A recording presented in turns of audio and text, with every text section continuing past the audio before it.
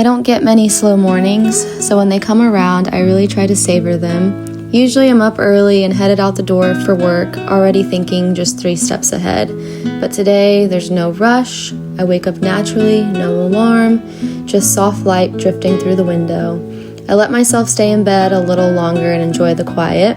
But once I'm up, I'll make a warm drink, usually coffee or tea, and just let myself ease into the morning. When the mornings are cool, I love to open both windows and get some fresh air in. I love to hear the birds chirping in the morning. And also, I like to spend time to just take care of my plants, water them, take away any dead leaves. After that, I sit down to write out my to-do list for the day, not because I have to, but just because it helps me feel grounded. Then I spend time in my daily Bible devotional. I've been following the Bible recap as part of my New Year's goal to read the Bible in a year. Most days I listen to it on my way to work, but on slow mornings like this, I get to read and reflect in person. If it's the start of a new book, I'll also watch the Bible Project's overview video, which adds so much depth and context. I'm really proud of how consistent I've been with it. It's already changed the way I read scripture, and I've learned so much more than I would have on my own, and I feel like it's strengthened my faith as well. These quiet mornings remind me how important it is to slow down, create space for peace, presence, and intention. And even if the rest of the day moves quickly, I've already given myself the gift of starting slow and being grateful for what's to come. Then I'll go ahead and brush my teeth. I made this natural toothpaste with coconut oil and baking soda. You can add peppermint essential oil for flavor, but I just didn't have any on hand. Honestly, I really like the way it works. It makes my mouth feel extra clean, and I feel like it really gets into all the crevices with the coconut oil just melting in your mouth. I also use a tongue scraper, just a simple stainless steel one. It's a small step that makes a big difference. I feel like it helps remove buildup, freshens breath, and honestly just makes my mouth feel more refreshed overall. And that's actually part of a bigger shift I've made in my mid-20s. I've been trying to limit my exposure to unnecessary toxins, simplify the products I use, and let my skin and body thrive more naturally. Lately, I've been using tallow as a moisturizer and honestly have been loving it. It's super nourishing and rich in many vitamins, and it's actually very similar to the oils of our skin, so it absorbs really well, doesn't leave me greasy, and I feel nice and hydrated all day. Another switch I've made recently is using bar soaps and bar shampoo and conditioners.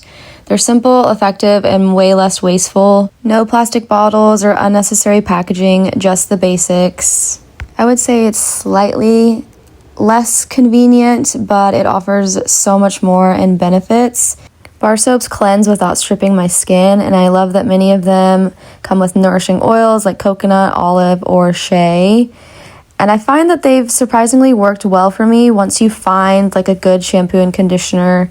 I've also been incorporating dry brushing into my routine. I find that I don't do this as often as I would like to, but when I do, it always feels great and it has great benefits. It gently exfoliates the skin, it promotes circulation, and also supports lymphatic drainage, which I'm trying to improve. For deodorant, I've been using the one from Primarily Pure, and I also have their natural lip balm.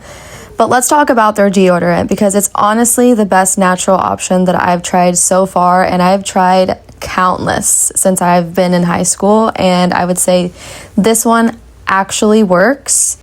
It completely neutralizes any odors, but yet still allows the pores in my armpits to sweat, which is what it's supposed to do. I also love their natural lip balm. It's great, and I use it every single day.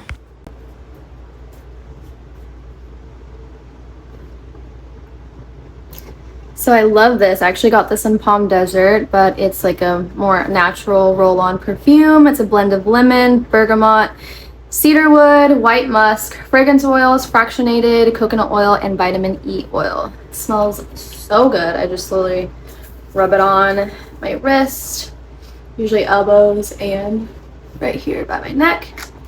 And it's so light. It's so, I don't know, it just smells so good.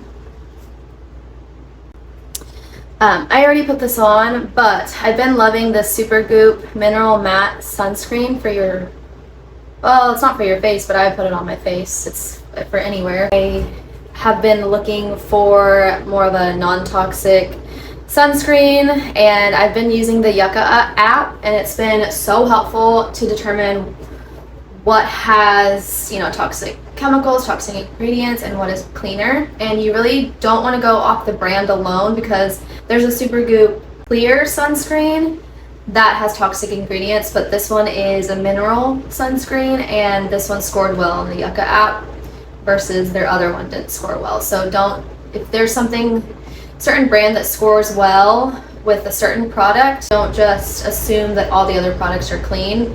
Scan each product individually, so that way you can really tell if there are any toxic chemicals. I'm going to show you in real time how Yucca works. You scan the barcode of any product and it'll give it a score out of 100 based on the ingredients. It flags endocrine disruptors, allergens, and carcinogens and breaks it down for you so you know why it's rated poorly or why it's rated well. Here you see me scanning a hair oil, which scored poor, and it tells you what ingredients are in there, why it's scored poor, and then gives you the recommendations for other similar hair products that score a little bit better. The best part, it recommends cleaner alternatives right there in the app. So here you can see from the Supergoop brand, there's one sunscreen that scores bad, and then there's another screen that scores excellent. It just depends on what kind of products they put. So if you're trying to make choices for your skin and health, Yucca is a game changer. So I made this lotion, homemade lotion for Christmas, and I gifted it to all my family and friends. And you can tell it's my first time making lotion because it is a little bit more watery than I would like it to be. I followed a recipe, but something just didn't, I guess I must have messed up somehow. But it still works. I like it, and I feel good knowing that I made it from scratch, essentially. So I've been trying to stay away from just lotions that have tons of chemicals, toxic ingredients, and I've made my own lotion, and I put essential oils in it for a nice little fresh scent, and so far so good. I'm gonna have to practice next time, try it again, and hopefully it becomes a good consistency. Another thing that I've learned on my non-toxic journey is that you can use apple cider vinegar as a toner. So this is an old ordinary bottle, but I literally put apple cider vinegar, put it in this little dropper, and then I'll put it on this cotton pad that is also reusable, and you can just throw it in the wash and use it as many times as you'd like. Put it on here and use it as a face toner. I'll do that sometimes. I don't do it every day, but I would say once a week. And then this is just olive oil. Again, another ordinary bottle, and with a dropper. And the olive oil is just a moisturizer for your face as well. So sometimes I'll do this, or sometimes I'll do the tallow, just depending on the day. But I would say I mainly use the tallow, and then maybe once a week we'll do this combo. Lately, I've been more intentional about the clothes I wear, opting for natural fibers like cotton and linen instead of synthetics like polyester.